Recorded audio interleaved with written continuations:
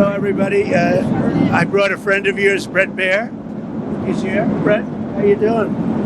How are you? What will make a success of this summit today? I can't tell you that. I don't know. It's there's nothing set in stone. I want certain things. I want to see a ceasefire. This is not to do with Europe. Europe's not telling me what to do. But they're going to be involved in the process, obviously, as will Zelensky. But I want to see a ceasefire rapidly. I don't know if it's going to be today, but I'm not going to be happy if it's not today. Everyone said it can't be today, but I'm just saying I want the killing to stop. I'm in this to stop the killing. You know, we're not putting up any money. We're making money. They're buying our weapons, and we're sending them to NATO, and NATO's sending us big, beautiful checks. But that I don't care about that. I care about it was a big factor when Biden spent $350 billion and got nothing. But what I do care about is they lost last week 7,011 people were lost, almost all soldiers. 36 people in a town which got hit by a missile, but over 7,000 soldiers.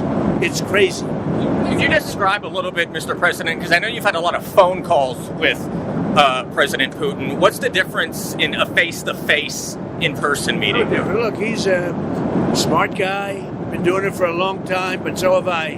Been doing it for a long time. And here we are, we're president. That was much more difficult than what I'm doing today, believe me. So we get along.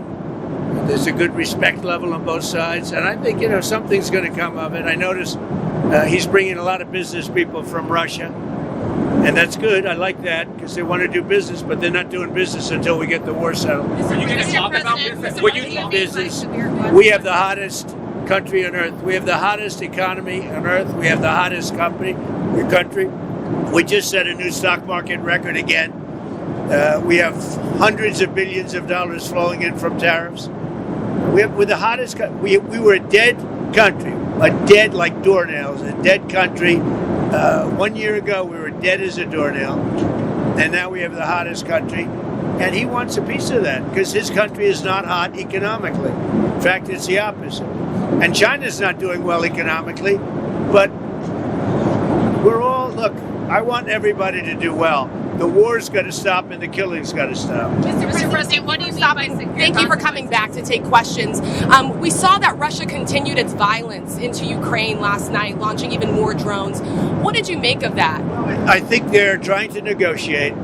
He's trying to set a stage. I mean, in his mind, that helps him make a better deal. It actually hurts him. But in his mind, that helps him make a better deal if they can continue the killing. Maybe it's a part of the world. Maybe it's just his fabric, his genes, his genetics.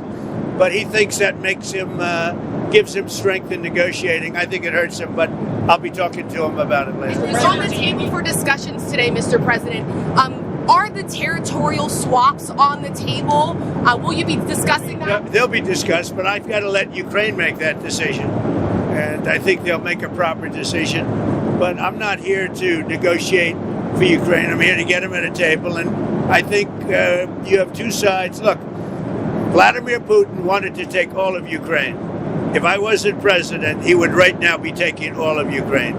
But he's not going to do it. Mr. President, what did you mean? Just one thing. What about the possibility of the United States providing security guarantees to Ukraine? Maybe. Along with Europe and other countries. Not in the form of NATO, because that's not going to, there are certain things that aren't going to happen.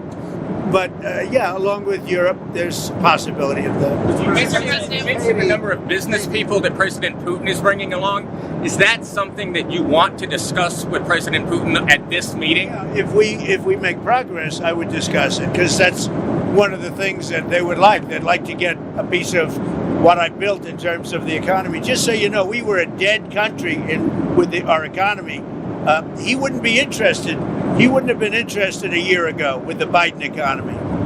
But he is interested in the Trump economy because wait till you see when those factories start opening up. We have hundreds of factories all over the country, and that includes auto factories, AI factories, and every other. They're all coming in because they want to beat the tariffs. Because if they open here, they don't have to pay tariffs. If they don't open here, they have to pay, in some cases, 200%, 300%. I haven't even set some of the tariffs yet. I'll be setting tariffs next week and the week after on steel and on, I would say, chips. Mr. President. Chips and semiconductors we'll be setting sometime next week after. What rate are you looking at? What rate? I'm going to have a rate that is going to be lower at the beginning.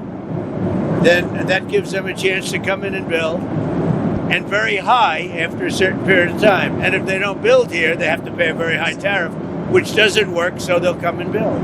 Mr. President, hi. You had said earlier... I didn't see you over there. Isn't he a general? He's helping me out. He's a very nice, he's one of the few nice ones, actually. You had said earlier this week that Putin would face severe consequences if you get the sense from him that he's not interested. What do you mean by that? Economically severe. Yes, it will be very severe. I'm not doing this for my health, okay? I don't need it.